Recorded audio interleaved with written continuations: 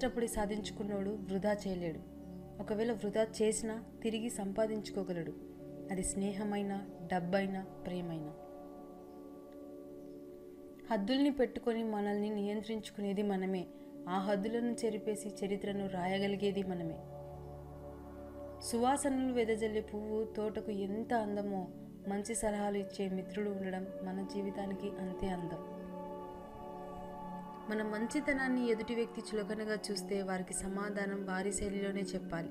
అలా చెప్తేనే మనం మనలాగా జీవించగలం ఈ సమాజంలో. మనల్ని అర్థం చేసుకునే వాళ్లకు మన రూపంతో పనిలేదు. మనల్ని బాధ పెట్టే వాళ్లకు మన మనసుతో పనిలేదు. ఏడుపు వచ్చినప్పుడు ఒక్కరే ఏడవాలి, నవ్వు వచ్చినప్పుడు నలుగురిలో నవ్వాలి. అందరిలో ఏడిస్తే నాటకం అంటారు, ఒక్కరే నవ్వితే పిచ్చి అంటారు. రాత్రి ఒంటరిగా రాదు, చీకటితో పాటు ఆలోచన, ఆవేదనలు తోడుగా తీసుకొస్తుంది. నువ్వు నిర్లక్ష్యం చేసినప్పుడు కాదు, నిన్ను నిర్లక్ష్యం చేసినప్పుడు తెలుసుకుంటావు మనుషుల విలువ. ఎవరో వస్తారు, ఏదో చేస్తారు, ఇవన్నీ వట్టి మాటలు. నీకోసం ఎవరూ రారు, ఏదీ చేయరు. నీకోసం నువ్వు అనుకున్నది నువ్వే చేయి. అది ప్రయత్నమైనా, పోరాటమైనా. మూర్ఖులతో వాదించే కన్నా వారు చెప్పేది విని నమ్మినట్లు నటించి మౌనంగా తప్పుకుంటే మంచిది. మీరు ఎవరినైనా ఎంతైనా ప్రశంసించండి, కానీ విమర్శించేటప్పుడు మాత్రం కాస్త జాగ్రత్తగా ఉండండి. ఎందుకంటే విమర్శ రుణం లాంటిది. అవతలి వాళ్ళు ఏదో ఒకరోజు వడ్డీతో సహా తప్పక తీరుస్తారు. జీవితంలో ముందుకెళ్ళాలి అనుకున్నప్పుడు కాలం నిన్ను వెనక్కి లాగుతుందని భయపడకు. వెనక్కి లాగబడిన బాణమే వేగంగా ముందుకు వెళ్ళగలదు. నమ్మకాన్ని కోల్పోకు. విజయం తప్పక నీదవుతుంది. నిజం చెప్పాలంటే నీతి ఉండాలి. మంచి చేయాలి అంటే మనస్సు ఉండాలి. మనం ఎంత మంచిగా ఉన్నా ఎవరో ఒకరి కథలో చెడ్డవాళ్ళమే. కాబట్టి ఇతరులకు నచ్చాలని నటిస్తూ బ్రతకడం కన్నా మనకి నచ్చినట్టు బ్రతికేయడం మంచిది. చెప్పుడు మాటలు విని నోరు జారిపోకు. మీరు విన్నది అన్నది నిజం కాకపోతే ఇప్పటి వరకు మీ మీద ఉన్న మంచితనం, గౌరవం మంచులా కరిగిపోతుంది. ఆ తర్వాత ఎంత బాధపడినా ప్రయోజనం శూన్యం. తన వరకు వచ్చినప్పుడు మాత్రమే మనిషికి బాధ విలువ తెలుస్తుంది. అప్పటి వరకు ఎదుటివారి బాధ చులకనగానే కనిపిస్తుంది. మన బలం, మన బలహీనత రెండూ మనం ప్రేమించిన వారే. ఊపిరి పోసేది వాళ్ళే, ఊపిరి తీసేది వాళ్ళే. మనుషులకు ఉండే చాలా ప్రమాదకరమైన వ్యాధి ఒకడు బాగుపడుతుంటే చూడలేకపోవడం. గెలిస్తే ఎవరికి సమాధానం చెప్పాల్సిన అవసరం లేదు, కానీ ఓడిపోతే నీ సమాధానం వినడానికి కూడా ఎవరూ సిద్ధంగా ఉండరు. మాట్లాడే ముందు 1-2 సార్లు ఆలోచించి మాట్లాడండి. ఎందుకంటే మీరు మాట్లాడే మాటలు మీ శత్రువుకి గెలవాలన్న తపనని, మిత్రునికి గెలవలేమన్న నిరుత్సాహాన్ని కలిగిస్తాయి. నువ్వు పడుతున్న బాధలు ఎవరికీ అక్కర్లేదు. నీ కనుల వెనుక కన్నీళ్లు ఎవరికీ పట్టవు. నీ మనసుకు అయిన గాయాలు అస్సలే అవసరం లేదు. కానీ నీ వల్ల ఒక చిన్న తప్పు జరిగితే 100 నోర్లు మాట్లాడతాయి. నీకు చేయాలన్న తాపత్రయం ఉంటే ఏ పనైనా సాధ్యమే. ఇప్పుడు ఎందుకులే అని బద్దకిస్తే ఏ పనైనా అసాధ్యమే. మీకు ఉన్నదానితో సరిపెట్టుకుంటే ప్రతి చోట స్వర్గమే. మీకు లేని దానికోసం ఆరాటపడుతూ వేసే ప్రతి అడుగు నరకమే. నువ్వు ధైర్యంగా వేసే ప్రతి అడుగులోనూ భయపెట్టే విమర్శలు వస్తూ ఉంటాయి. వింటూ ఆగిపోవడమా లేక వినకుండా సాగిపోవడమా అనేది నీ చేతుల్లోనే ఉంటుంది. సంపద లేకపోయినప్పటికీ సంస్కారం ఉన్నట్లయితే లైఫ్ సాఫీగా సాగిపోతుంది. సంపద ఉండి సంస్కారం లేకపోతే ఆ జీవితం వ్యర్థమవుతుంది. అడిగే వాళ్ళు 5 నిమిషాలు మాత్రమే అజ్ఞానంలో ఉంటారు, కానీ అడగని వాళ్ళు ఎప్పుడు అజ్ఞానంలోనే ఉండిపోతారు. జ్ఞానాన్ని మనం సంపాదించుకోనక్కర్లేదు, అజ్ఞానాన్ని విడిచిపెడితే చాలు. ఎవరైనా మీ మనస్సు బాధపడేలా మాట్లాడితే వారికి మౌనమే మంచి సమాధానం. ఎందుకంటే మీకంటే సమాధానం కాలమే చెప్తుంది. పరిగెత్తి పాలు తాగడం కంటే నిలబడి నీళ్లు తాగడం మంచిది. అలాగే లేని దానికోసం పరిగెత్తడం కంటే ఉన్నదానితో తృప్తి పడడం మంచిది.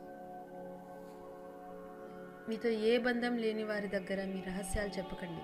మీతో అనుబంధం ఉన్న వారి దగ్గర నిజాలను దాయకండి. లైఫ్లో ఏదైనా సాధించాలంటే ముందు ఓపికగా ఉండడం అవసరం. అలా ఉంటేనే వినే పొడుచుకు తిన్నట్లు ఒక వ్యక్తికి డబ్బు గర్వం తలకెక్కితే తన వాళ్ళను తానే దూరం చేసుకుంటాడు. నేను మాట్లాడిన ప్రతిసారి నా మాటల్లో తప్పునే వెతుకుతున్నావు, కానీ నా మనసులో నీపై ఉన్న ప్రేమని మాత్రం అర్థం చేసుకోవడం లేదు. మీరు గెలిచే వరకు మీ కథ ఎవరికీ అవసరం లేదు, ఎవరు వినిపించుకోరు కూడా. మీ కథ ఎవరికైనా చెప్పాలన్నా వినాలన్నా ముందు మీరు గెలవాలి. రాసిన రాతకి చేసే ప్రయత్నానికి మధ్య జరిగే యుద్ధమే లైఫ్ అంటే. లైఫ్లో ఎవరు ఎవరిని పూర్తిగా అర్థం చేసుకోరు. అలా అర్థం చేసుకుంటే ఎవరు ఎవరికి దూరం అవ్వరు. సమయం ఎప్పుడూ ఒకేలా ఉండదు. తల పొగరుతో తిరిగిన వాడిని తల దించుకునేలా చేస్తుంది. బ్రతికిన వాడిని ధైర్యంగా బ్రతికేలా చేస్తుంది. నవ్విన వాడిని ఏడ్చేస్తుంది. ఏడ్చిన వాడిని నవ్వేలా చేస్తుంది. కాలం చేతిలో అందరం కీలుబొమ్మలమే. ఎదుటి వ్యక్తిని వేలెత్తి చూపే ముందు నీ ప్రవర్తన ఎలా ఉందో, నీ మాట తీరు ఎలా ఉందో ముందు తెలుసుకో. నీలో ఎన్నో తప్పులు పెట్టుకుని ఎదుటి వారిని విమర్శించే హక్కు నీకు లేదని కూడా తెలుసుకో. కాలానికి కర్మకు జ్ఞాపక శక్తి ఎక్కువ ఉంటుంది.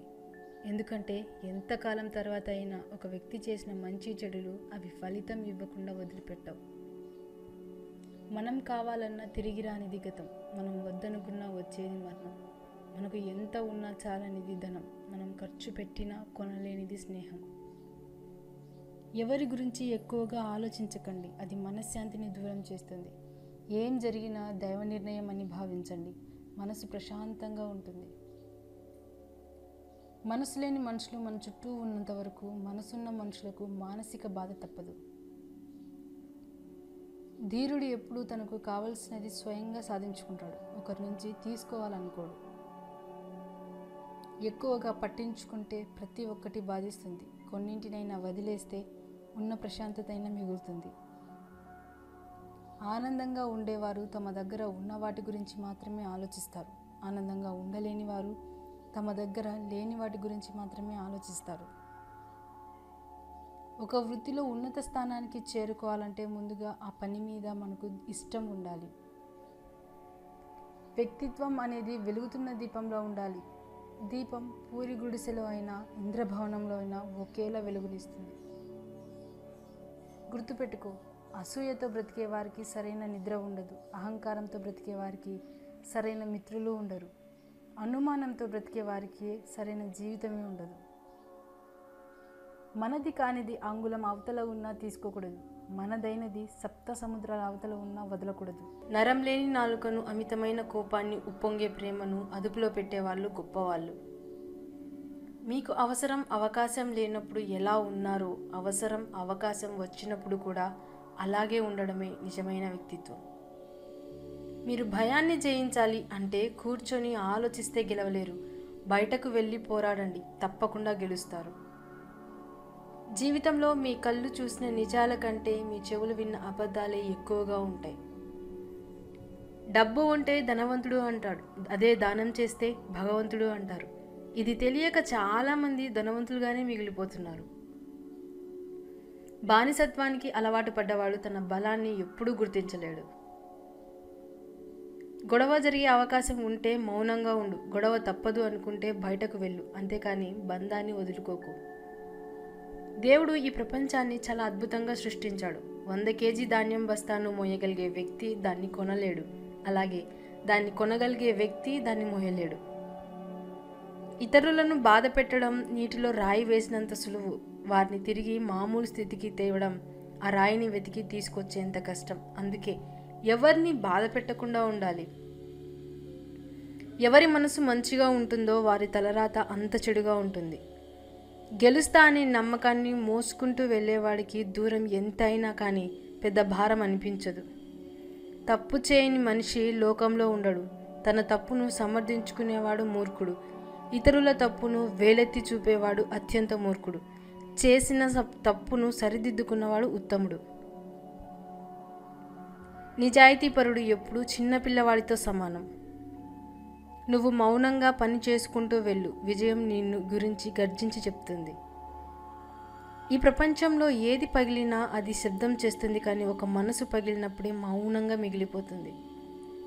ఒంటరిగా నడవడం అలవాటు చేసుకో, ఎందుకంటే నీతో ప్రయాణం ప్రారంభించిన వారందరూ నీతో పాటు చివరిదాకా నడవలేకపోవచ్చు.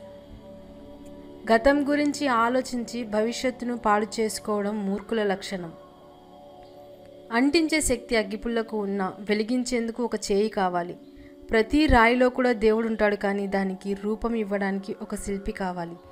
మనిషి తనను తాను నిరూపించుకోవడానికి ఒక అవకాశం కావాలి. రోజులు మారాయి. ఇదివరకటి రోజుల్లో ఒక మంచి పని చేస్తే 10 మంది మిత్రులు అయ్యేవాళ్ళు. ఈ రోజుల్లో ఒక మంచి పని చేస్తే 25 మంది శత్రువులు తయారవుతున్నారు. బరువైన బాధలు మోసేవారు విలువైన మాటలు చెప్పగలరు. మిమ్మల్ని మీరు ఏదో ఒక పనిలో బిజీగా ఉంచుకోండి, ఎందుకంటే బిజీగా ఉండేవారికి బాధలకి దుఃఖించే సమయం దొరకదు.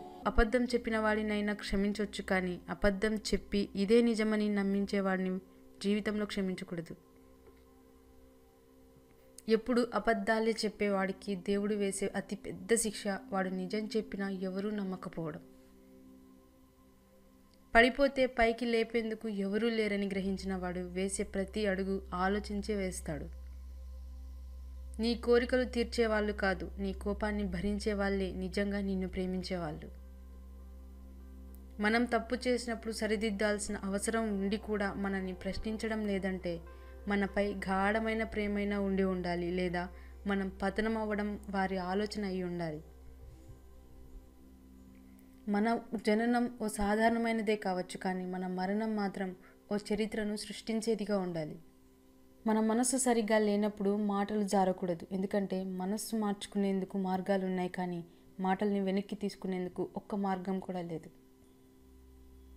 మన మనస్సులో అశాంతి ఉంటే ప్రతి విషయము గందరగోళంగానే అనిపిస్తుంది. అవకాశం అనేది అరుదుగా వస్తుంది, దాన్ని సద్వినియోగం చేసుకుంటేనే విజయ తీరాన్ని చేరగలం. రాత రాసి ఉండాలి, గీత గీసి ఉండాలి అంటే కుదరదు. ఏదైనా కష్టపడితేనే వస్తుంది. అది ఆస్తి అయినా సరే, మీరు అనుకున్న లక్ష్యమైనా సరే. తన ఆశయాలకు అనుగుణంగా పనిచేయక సన్నగిల్లిన మనిషి ముసలివాడితో సమానం. జీవితం అనేది పూర్తిగా ఎవరికీ లభించదు. ఏ ఒక్కరిని చూసినా ఏదో ఒక లోపం ఉండి తీరుతుంది. ఈ సొసైటీలో పరిస్థితులను తట్టుకొని నిలబడిన వాళ్ళకంటే తప్పించుకొని తిరుగుతున్న వాళ్ళే ఎక్కువ ఉన్నారు. నువ్వు చేసే ప్రతి పనికి నువ్వే బాధ్యత వహించాల్సి ఉంటుంది, అది మంచైనా సరే చెడైనా సరే. మీ పని మీరు చేసుకుంటూ ఉన్నా కానీ మిమ్మల్ని బాధించేవారు, విమర్శించేవారు ఉంటారు. కానీ మీరు ఒక్క మాట గుర్తుపెట్టుకోవాలి, ఆటలో గోల చేసేది ప్రేక్షకులే కానీ ఆటగాళ్ళు కాదని. ఈ లోకంలో మనిషికి మాత్రమే ఉండే ప్రమాదకరమైన మానసిక రోగం ఓర్వలేనితనం.